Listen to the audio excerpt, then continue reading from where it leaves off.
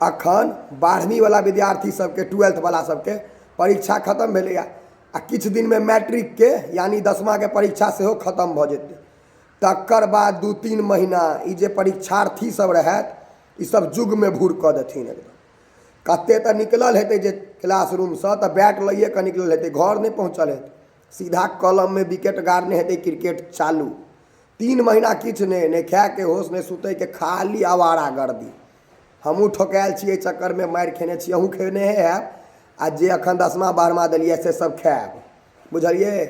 ई चलैत रहतै सिलसिला।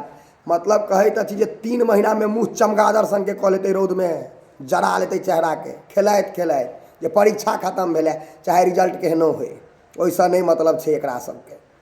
बाप रे, जुग में भूर कऽ दै जाइ जेतै। एखन कहैत अछि आ दिन त दिन रात के पार्टी चलते, मुर्गा पार्टी, आ जो बेसी गरीबी रहते ने तो अंडा करी, ई सब चलैत रहे अपना सब दिस सब पार्टी। ककरो घर में या कोनो घर खाली एहि सब में पार्टी आ दिन में गाछी में क्रिकेट।